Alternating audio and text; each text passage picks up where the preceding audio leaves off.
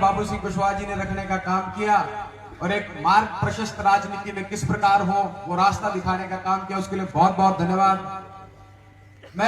अब वो समय आ चुका है जिसके लिए सब साथी यहाँ इकट्ठा हुए हैं, लेकिन आवाज नहीं आती। मैं आपको सभी साथी जरा जोर से नारा लगाएंगे, आवाज लखनऊ, इलाहाबाद, बनारस तक जानी चाहिए। राजकुमार सैनी, पीछे साथी खड़े हैं उनकी आवाज नहीं आई। राजकुमार सैनी, बहुत बहुत धन्यवाद सभी साथियों का। मैं माननीय राजकुमार सैनी जी को आपके समक्ष आमंत्रित करने से पहले कुछ बातें आपके समक्ष सिर्फ 2 मिनट के लिए रखना चाहूंगा। राजकुमार सैनी जी एक व्यक्ति नहीं, एक विचारधारा है, एक स्कूल है, एक आइडियोलॉजी है, जिन्होंने अब उत्तर प्रदेश में आकर के, उससे पहले हरियाणा के अंदर और बहुत अलग अलग प्रदेशों में जाकर के स्कूल को, इस विचारधारा को आपके लिए पहुंचाने का काम किया। एक राजनीतिक दिशा इस समाज को देने का काम किया। ये केवल मालाएं पहनाने का या पगड़ी पहनाने का कार्यक्रम नहीं, ये कार्यक्रम आपके बच्चों के लिए, आपको एक राजनीतिक दिशा, इस भीड़ की आज तक गिनती नहीं है। लोग इसको भीड़ मानते हैं। एक से पूछ लिया हमने, कहा भाई नेताजी से कहने लगे कि किसी पार्टी के बड़े नेता, भारतीय जनता पार्टी के मैंने नाम तो नहीं लूंगा, उन्होंने कहा नेताजी आप किसके भरोसे लड़ाई लड़ रहे हैं? इनके भरोसे, इनको तो हम ट्राली में भर लेंगे और ले जाएंगे, आप इनके भरोसे लड़ाई लड़ रहे हैं। ऐसी सोच जो आपके लिए रखते हैं, उसका पुरजोर विरोध करने का काम आपके नेता राजकुमार सैनी जी ने केवल उत्तर प्रदेश हरियाणा में नहीं, पूरे देश में काम करने का काम किया है। पूरी दुनिया में फ्रांस, इंग्लैंड, जर्मनी, कहां से फोन नहीं आते, वो सब लोग वो आज आपके बीच में है, आपके समक्ष, आपके बीच में आपको बात कहने के लिए आ रहे हैं। मैं सब साथियों से अपनी सीट से खड़ा होकर के दोनों हाथ उठा करके तालियों से स्वागत करेंगे। आवाज सिंहासन सीएम का हिल जाना चाहिए। लोकतंत्र सुरक्षा पार्टी, राजकुमार सैनी, बहुत बहुत धन्यवाद। सभी साथियों को आमंत्रित करूंगा, माननीय राजकुमार सैनी जी।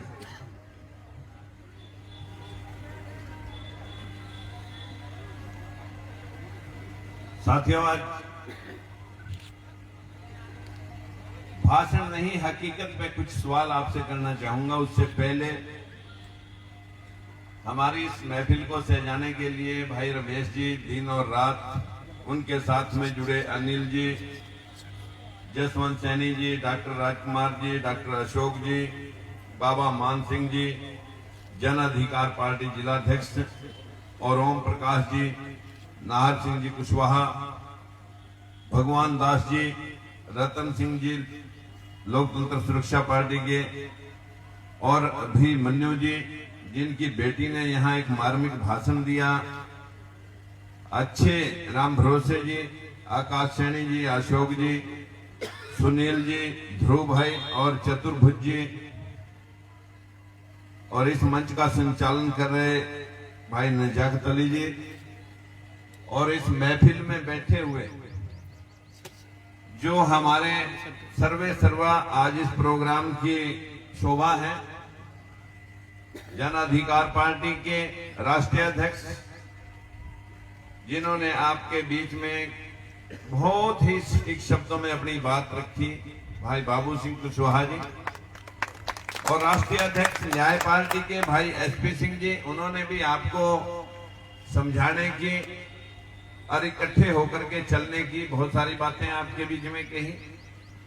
हमारी पार्टी की महिला विंग राष्ट्रीय अध्यक्ष पुष्पा जी ने भी आपके सामने बात रखी, और मैं चाहूंगा हमारे प्रदेश अध्यक्ष राजपाल जी कुछ कहना चाह रहे थे 1 मिनट के लिए, अगर वो भी हमारे साथ में आ जाएं।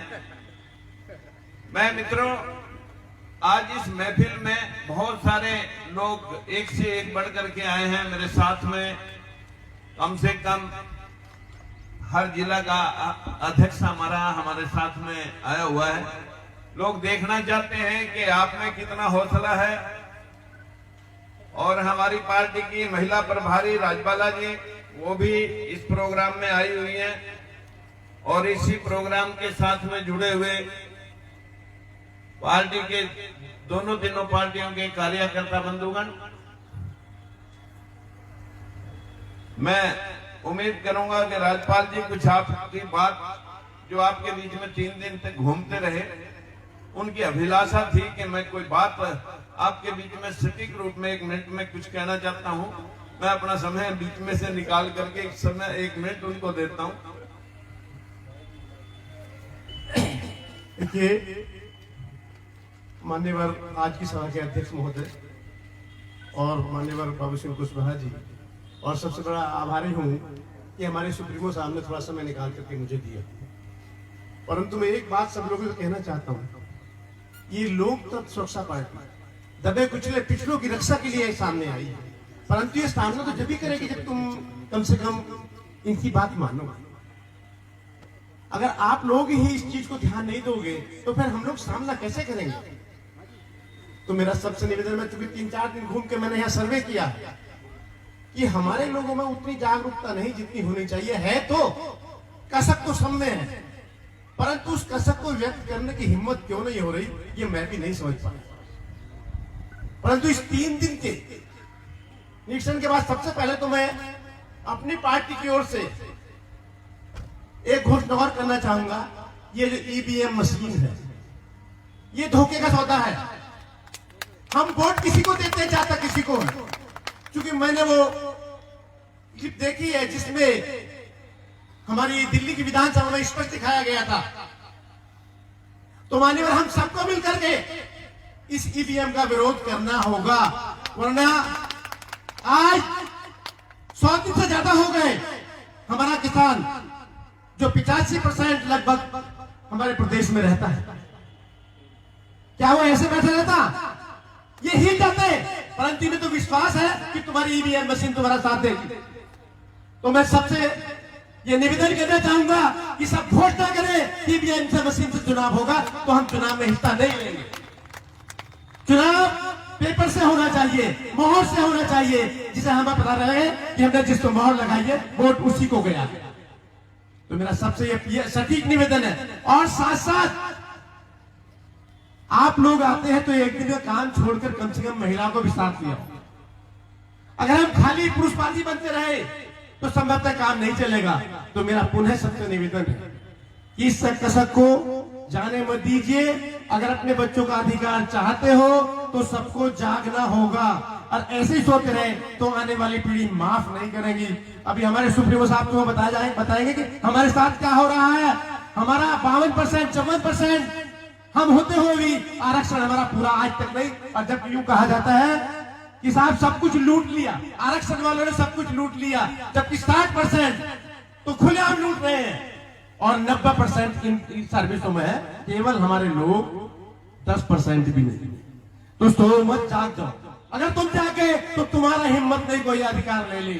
और बस मैं ज्यादा ना बोलते हुए, अगर मेरी इतनी बात को ही आप ध्यान रखेंगे तो संभवतः सोएंगे नहीं। आज से जो जगाने का काम हम लोग कर रहे हैं वो जगाने का काम आप लोग भी करेंगे। धन्यवाद। साथियों, ये थे हमारी पार्टी के प्रदेश अध्यक्ष राज्यपाल जी। सभा में यूं तो राज्यपाल जी भी बोलने के पक्ष में थी, लेकिन सभी ने समय निकाल करके बीच में रख दिया कि सीधा आप और बाबू सिंह कुशवाहा जी बोल ले। साथियों, हम कई पार्टियों के लोग यहाँ पर बैठे हैं। ओमपाल जी कश्यप साहब को भी आना था, लेकिन मैं जिस भाग का वो 14 तारीख की शामली की रैली में लगे हुए हैं। लेकिन हम एक दूसरे को जरूर ये कहते हैं कि भाई, अगर हम नेता इकट्ठे हुए हैं तो कार्यकर्ता इकट्ठे कब होंगे? सभी पार्टी के कार्यकर्ता यहाँ पर मौजूद होने चाहिए। किसी के चाहे पार्टी के 10 हैं, चाहे किसी के 100 हैं, चाहे किसी के 1000 हैं। अगर हम सब के सब नीचे मिलकर के शिरकत करेंगे तो मैं दावे से कह सकता हूँ वो दिन दूर नहीं है जिस दिन झूले का निचले वाला डोरा ऊपरले पासे होगा और ऊपरले वाला सबसे नीचे होगा। आपसे आज भाषण ना देकर के मैं कुछ बात पूछना चाहता हूं। आज हमारी अध्यक्षता कर रहे हैं राम भरोसे जी। राम भरोसे हम चल रहे हैं अभी तक। अभी आपके भरोसे जो है ना होने के लिए हम प्रयास कर रहे हैं। लेकिन मैं आप सब भाइयों से पूछना चाहता हूं कि मित्रों, कई बार हम सोशल मीडिया पे आई हुई क्लिप वीडियो देखते हैं, बड़ी शिद्दत के साथ कहा जाता है कि निचले पायदान का बैठा हुआ व्यक्ति आरक्षण की वजह से ऊपर आ गया। देखिए कितनी मुश्किल है, लोगों के अंदर कितनी पीड़ा है। आपके उस 52% लोगों के हिस्से में 52 हिस्से की जगह 10 पैसे हिस्सा। साथियों, हमारे देश के अंदर 40 विश्वविद्यालय हैं। आज तक बैकवर्ड का एक भी प्रोफेसर या एसोसिएट प्रोफेसर नहीं है। सिर्फ 10-12% असिस्टेंट प्रोफेसर हैं जो 25-30 हजार की सैलरी वाले हैं। हमारे देश में 25 हाई कोर्ट, एक सुप्रीम कोर्ट है। देश के अंदर एक भी बैकवर्ड का आज तक जज नहीं है। देश के अंदर सैकड़ों रेजिमेंट है, मिलिट्री के अंदर है, एक भी एससी और बीसी की कोई रेजिमेंट नहीं है। हमारे देश के अंदर यूनिवर्सिटियों में एससी का कोटा सिर्फ 3% है अभी तक पूरा हुआ। जो आरक्षण 28 साल से लागू है बैकवर्ड का भी, लेकिन महज इत्तेफाक है कि किसी हाई कोर्ट में, सुप्रीम कोर्ट में या मीडिया हाउस में कोई मीडिया का ही बड़ा घराना आपका हो, और तो और एक आध को छोड़ करके ये इतने गवर्नर देश के अंदर जाते हैं। ये कोई आपने 300 राजदूत बाहरले देशों में जाते हैं, वो कोई आपका नहीं। तो फिर आप राम भरोसे, आज की अध्यक्षता हम इसीलिए कर रहे हैं कि तुम राम भरोसे ही चलते रहे। तो मैं भाई का धन्यवाद करूंगा कि हम हैं तो वाकई तौर पर राम भरोसे, लेकिन अपने भरोसे भी कुछ थोड़ा बहुत काम कर लो। मित्रों, जिन लोगों के भरोसे आप बैठे हैं, सारे राजनीतिक दलों ने जिस कंस्टिट्यूंसी के अंदर, जहां लोकसभा चाहे विधानसभा, जिस जाति की वोट ज्यादा होगी, मैक्सिमम टिकट सारी पार्टियां उसी जाति के लोगों को देती हैं। वो क्यों देती हैं? कि अब के हमारी हवा है, सारे लोग हमारी तरफ आ जाएंगे। जब कांग्रेस की हवा तो उस तरफ चले जाएंगे, बसपा की हवा तो उस तरफ जाएंगे, सपा की हवा तो उस तरफ जाएंगे। लेकिन तुम्हारी हवा तो कभी आनी ही नहीं। हमें तो बदकिस्मती ध्यान आती है कि 3% एक समाज है जिसको हम शिक्षाविद बोलते हैं, ब्राह्मण समाज, पूरे देश में 100 एमपी ले रहा। हमारे देश के अंदर 5% राजपूत समाज है, उन्हीं से शिक्षा ले लो, जो 5-5 मुख्यमंत्री बना रहा। देश के अंदर और नहीं किसी से सीख सकते हैं। हमारे हरियाणा में 10% जाट भाइयां, उन्हीं से शिक्षा ले लें जो हर बार मुख्यमंत्री अपना बनाते हैं। और जब उनसे भी शिक्षा नहीं ले सकते तो आप यहाँ पर 6% यादव भाई हैं, उनसे ही शिक्षा ले लो कि हम भी कुछ करके देख लें, उनके साथ मिलके देख लें, उनसे अलग होके देख लें, लेकिन पिछलग्गू नहीं, बराबर में खड़े होकर देख लें। अगर उनसे भी शिक्षा नहीं ले सकती, जो सबसे निचले पायदान से उठ करके, जिनका देश के शासन और प्रशासन में आरक्षण होने के बावजूद भी मान्यवर कांशीराम ने इस प्रदेश के अंदर DS4 से लेकर के बहुजन समाज के नाम से एक पार्टी बना करके 4-4 बार मुख्यमंत्री तक पहुंचने का प्रयास और सफल प्रयास उन्होंने किया, उनसे ही शिक्षा ले रहे। लेकिन अगर मैं अपने समाज के बात के लोगों को कहूं कि तुम 15% हो, साक्या, रामी, रेड्डी, मौर्य, कुशवाहा, कि तुम कहां हो? अगर हम यह बात करते हैं तो लोग कहते हैं जाति पाति की बात कर रहे हैं। अरे जब तुम टिकटें जाति पाति को देख करके देते हो तो फिर हमारे नाम की टिकटें कहां चली गई? और जब हमारे MP और MLA जब बन जाते हैं, जिनको आप MP और MLA बनाते हैं, उनको टिकट मिली, किसी हल्के में आपके वोट ज्यादा होने की बदौलत उनको टिकट मिली। टिकट मिलने के बाद उनको वोट मिले और इलेक्शन जीत गए। इलेक्शन जीतने के पश्चात अब वो फिर आपको भूल गए। आपको भूलने के बाद उनके कोरी अपने आका, जो उन पार्टियों के मुखिया हैं, उनकी जी हजूरी में लग जाते हैं कि अगला टिकट हमारा कहीं इधर उधर ना हो जाए, इनके तड़वे चाट करके हम अगला टिकट सुनिश्चित कर लें। ये तो मैंने इलेक्शन जीत ही लिया, अगला इलेक्शन तो अपनी रोटियां सेक सकूं राजनीति की, लेकिन वो अपने समाज को उन लोगों को भूल जाता है जिनकी बदौलत उसे टिकट मिली, जिनकी बदौलत उसे वोट मिले, जिनकी बदौलत वो इलेक्शन जीत करके विधानसभा लोकसभा में गया, उनको वो भूल गए। साथियों, अगर आप ये सोचते हैं कि एमपी एमएलए बनने से कुछ सींग निकली आते हैं और वो कुछ बहुत ज्यादा कुछ होता है, मैंने तो सारी पार्टियां चेक करके देख ली।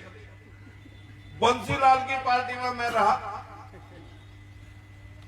वहां से मैं एमएलए बना, फिर ओम प्रकाश चौटाला की पार्टी में रहा, वहां भी मंत्री रहा।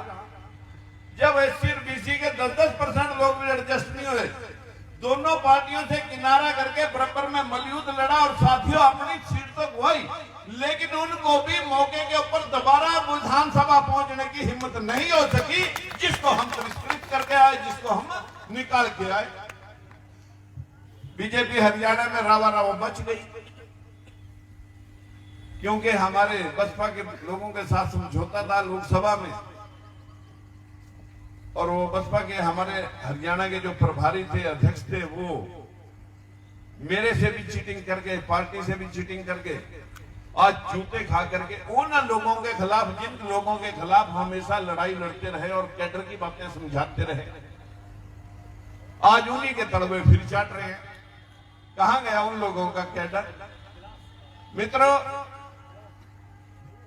अगर कोई व्यक्ति कहता है कि मैं एमपी एमएलए, यहां तो इस देश के अंदर मोहम्मद तुगलक जो इस देश का हुक्मरान रहा, उसको सबसे बड़ा मूर्ख कहते हैं, और एक अकबर बादशाह जो इस देश का अनपढ़ बादशाह रहा, जो सबसे न्यायप्रिय बोलते हैं।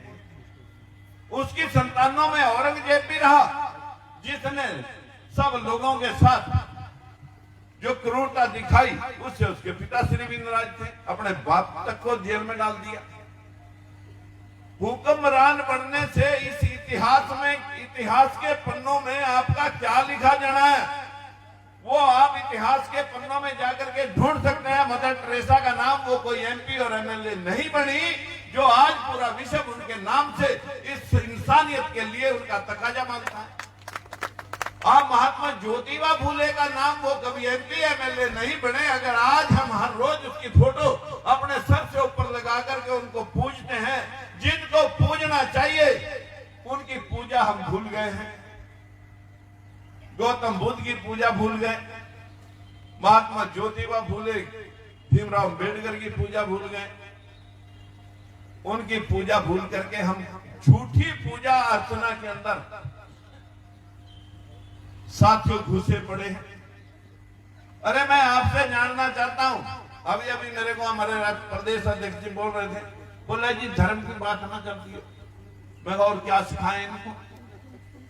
जहां कमजोरी है, जहां बीमारी है, वहां तो इलाज ना करें। आपका जख्म टांग में और यार टिक्का ढूंढने में ठोकते रहे तो बता क्या करें? मैं आपसे जानना चाहता हूं, इलाज जिस चीज का, अरे मेरे भाइयों, अगर एक धोबी कपड़े धो रहा है,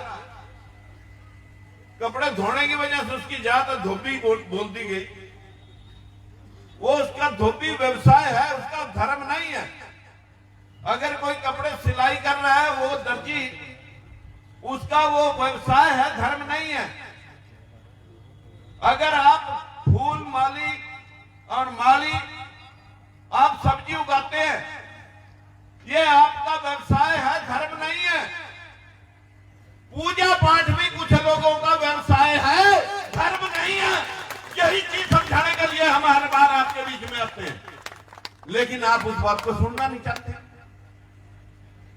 जिन लोगों के व्यवसाय करके, झूठ बोल करके, आप लोगों को मूर्ख बना करके, पत्थरों के ऊपर मत्था फड़वा करके, आप लोगों को 5000 साल से, जब से ये देश सिंधु घाटी की सभ्यता के बाद आज तक यहां तक पहुंचा, ये गुलाम के गुलाम चले आ रहे हैं। आर्यों ने गुलाम बनाया, मुगलों ने गुलाम बनाया, अंग्रेजों ने गुलाम बनाया, और आज काले अंग्रेज भी आपको गुलाम बनाए बैठे हैं। यही बात हम लेकर के आपसे पूछना चाहते हैं। अगर संविधान के अंदर सबकी जात और पात, धर्म खनन ऊंच नीच का नहीं है, सबके अधिकार बराबर हैं, सबकी वोट का वेट बराबर है। जब सबकी वोट बराबर है तो आप दूसरों को दोष कैसे दे सकते हैं? जब 100 में वोट 85 हमारी है तो फिर आप 15% को कैसे टोक सकते हो? और राज वो बनाते हैं। हम यहाँ एक एक महीना आपको शोर मचा करके कहें, हमारी टीम के भाई सतेंद्र जी खड़े हैं, राजपाल जी खड़े हैं, यहाँ इतने भाई खड़े हैं, इन सब लोगों ने समय लगाया, लेकिन इनके कान पे जूं रेंगती नहीं है। लेकिन हमारा भी धर्म है। महात्मा ज्योतिबा फूले ने जब उच्च वर्ग के लोगों ने उसके पिता पर प्रेशर बनाया कि इसको या तो स्कूल बंद कर ले, अन्यथा इसे जान से मुका देंगे, तो बाप डर गया। उसने कहा कि भाई स्कूल बंद कर दे या घर छोड़ दे। साथियों, घर छोड़ दिया था और फातिमा बेगम ने उसको जगह दी थी और वहां से मदरसे पढ़ करके आज आप यहाँ कुर्सी पर बैठने लायक हुए। नहीं तो आप लोगों के दिन में निकलना, जमीन पे थूकना, तालाब से जहां पशु पानी पीते हैं उस तालाब से आप पानी नहीं पी सकते थे जहां से पशु भी पानी पीते थे। पशुओं से भी बदतर हालत आपकी थी। इसे भी यहां तक पहुंचाने में किन्हीं महापुरुषों का हाथ है। और यहां से उठा करके महात्मा ज्योतिबा फूले ने आपको शिक्षा के माध्यम से यहां लाए, भीमराव अंबेडकर जी वोट के माध्यम से आपको यहां तक लाए, और वोट डलवाने के लिए प्लेटफॉर्म का निर्माण करके उस मंजिल तक, झूले के आखिरी पड़ाव सबसे ऊपरले वाले मकाम तक ले जाना हमारी ड्यूटी है। इसमें चाहे हमारी जान भी जाए, लेकिन हम अपने कर्तव्य से नहीं टलेंगे। मित्रों, आज हमारे प्रेस के साथी कुछ कह रहे थे कि आपके यहां आने का कोई क्या कारण है। मैंने कहा भाई, पूरे देश के अंदर इस कमजोर तबके का जो शोषण हुआ वो एक जगह नहीं हुआ, पूरे देश के अंदर हुआ। और हमारी लोकतंत्र सुरक्षा पार्टी, भाई जन अधिकार पार्टी, हम न्याय पार्टी के साथ मिलकर के न्याय करके आप सभी से हाथ जोड़ के विनती करने के लिए यहां पर आए हैं। यदि आप अंधविश्वास और पाखंड से उठ करके अपने बच्चों के हितों तक पहुंचना चाहते हो तो ये सोचना पड़ेगा कि नौकरी अगर मिलनी है तो वो स्कूल की पढ़ाई से मिलनी है। कारोबार अगर होना है तो वो आपके जेब में 10 रुपए और सरकार के बैंक से होना है। और अगर बच्चों को शिक्षा मिलनी है वो किसी स्कूल विश्वविद्यालय से मिलनी है, मंदिर से नहीं मिलनी। लेकिन दुख तब होता है कि जब मंदिर वाले जाएं तो 21,000 1 लाख की पर्ची कट जाए। लेकिन आज मैं यहां पर कुछ दाता लोगों ने हमें भी कुछ ऐलान किया है दान देने का।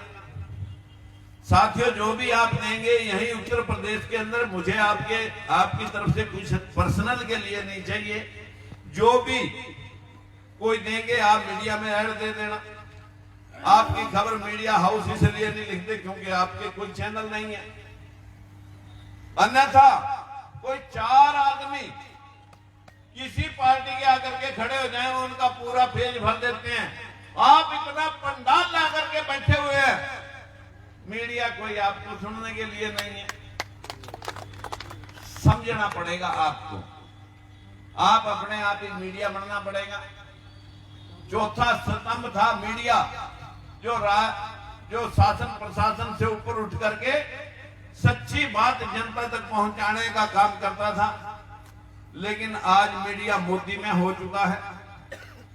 अगर उससे बाहर कोई बात कहेंगे तो उसको ऐड मिलनी बंद हो जाएगी, और जब अखबार को ऐड नहीं मिलेगी तो सरकार का गुणगान नहीं करेगा तो तुम्हारी बात क्यों करेगा।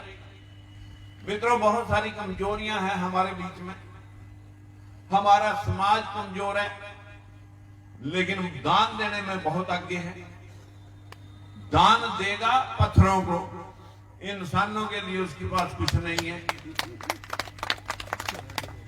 मेरे भाई, बहुत कुछ कहने की बात थी, लेकिन कहा तब जाता है जब लोगों का सुनने का और लोगों की हाजिरी का एक उफान आए तो तब कुछ कहा जाए। लेकिन जितना कहा उसी को बहुत ज्यादा समझ लेना और रास्ते दिखाने के लिए अगर 100 आदमी अंधेरे रास्ते पर चल रहे हैं या रास्ता भटके हुए चल रहे हैं, उनको एक गाइड सारे मथुरा से निकाल करके चाहे वो केएमपी पर चढ़ा दे, चाहे आपके जेपी हाईवे पर चढ़ा दे और चाहे दूसरे पर चढ़ा दे। एक गाइड होता है, हजारों मुसाफिर होते हैं, उनको रास्ता दिखा जाता है। जैसे महात्मा ज्योतिबा फूले ने दिखाया, भीमराव अम्बेडकर जी ने दिखाया। साथियों, हम भी आपको रास्ता दिखाने के लिए आए। उठा करके नहीं ले जा सकते तो उठा करके पैरों से चला सकते हैं। आपको खुद चलना पड़ेगा, आपको अपनी आत्मा जगानी पड़ेगी। यही कहने के लिए आज हम आपके बीच में आए हैं। जब सब कुछ वोट बराबर है, ताकत बराबर है, तो फिर राज हमारा क्यों नहीं। ये 74 साल निकलने के बावजूद भी हम वहीं क्यों खड़े हैं। हमारा अर्थव्यवस्था में कहीं हमारा इंडस्ट्री में हिस्सा नहीं, कहीं मीडिया हाउस में हिस्सा नहीं, कहीं सरकार में हिस्सा नहीं, कहीं राजनीतियों में हिस्सा नहीं, कहीं जजों में हिस्सा नहीं, यूनिवर्सिटियों में हिस्सा नहीं। तो फिर किस बात की हवा आप खा रहे हो। कभी कांग्रेस से, कभी बीजेपी से और कभी सपा से, कभी खपा से। आप लोग सबको देख चुके हैं, एक बार चलना सीख लो। जो राजनीति तुम अब तक करते रहे वो करते रहे हैं, पिछले को राजनीति। साथियों, बराबर में चल करके किसी से भी हाथ अगर मिलेगा तो अगर एक रोटी वो खाएगा तो एक रोटी ये समाज में खाएगा। अगर एक नौकरी वो लेगा तो एक नौकरी ये लोग मिलेंगे। इस व्यवस्था गिव एंड टेक के लिए मैं आपको जगाने के लिए आया हूं। इन्हीं शब्दों के साथ आयोजकों का, हमारे कुछ भाई कह रहे थे कि लोकतंत्र सुरक्षा पार्टी का कोई अकाउंट है। हमने अकाउंट 502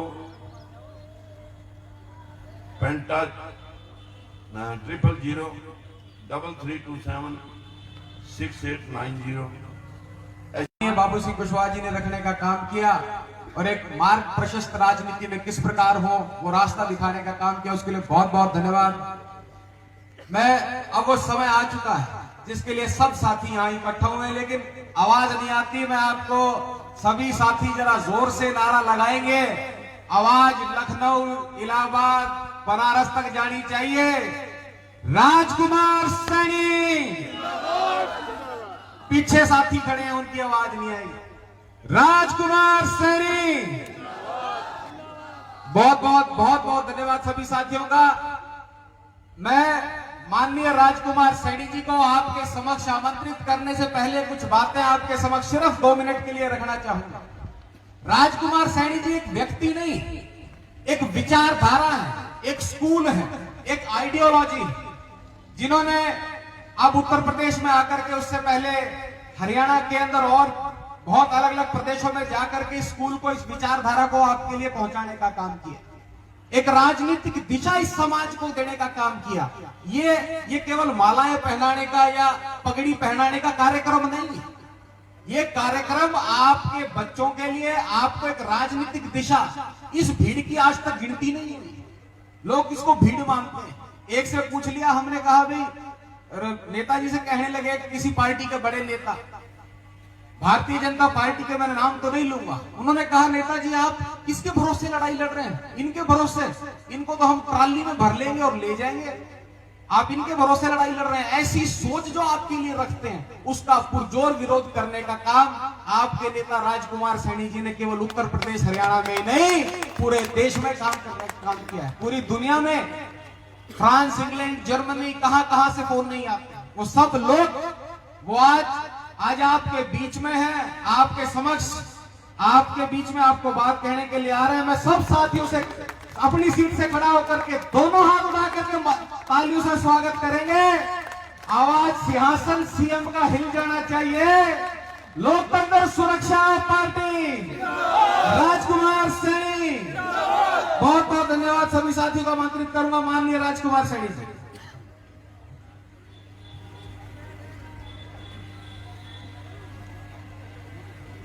साथियों, आज भाषण नहीं, हकीकत में कुछ सवाल आपसे करना चाहूंगा। उससे पहले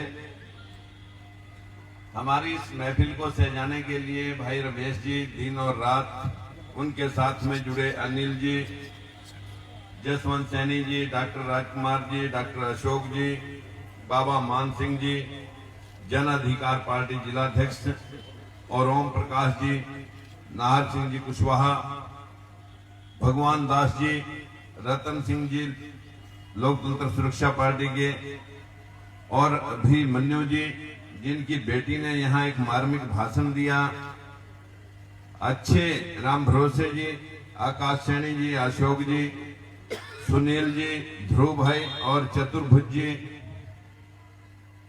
और इस मंच का संचालन कर रहे भाई नजाकत अली जी, और इस महफिल में बैठे हुए जो हमारे सर्वे सर्वा आज इस प्रोग्राम की शोभा है, जन अधिकार पार्टी के राष्ट्रीय अध्यक्ष जिन्होंने आपके बीच में बहुत ही सटीक शब्दों में अपनी बात रखी, भाई बाबू सिंह कुशवाहा जी, और राष्ट्रीय अध्यक्ष न्याय पार्टी के भाई एसपी सिंह जी, उन्होंने भी आपको समझाने की और इकट्ठे होकर के चलने की बहुत सारी बातें आपके बीच में कही। हमारी पार्टी की महिला विंग राष्ट्रीय अध्यक्ष पुष्पा जी ने भी आपके सामने बात रखी, और मैं चाहूंगा हमारे प्रदेश अध्यक्ष राजपाल जी कुछ कहना चाह रहे थे 1 मिनट के लिए, अगर वो भी हमारे साथ में आ जाएं। मैं मित्रों, आज इस महफिल में बहुत सारे लोग एक से एक बढ़ करके आए हैं मेरे साथ में। कम से कम हर जिला का अध्यक्ष हमारे साथ में आया हुआ है। लोग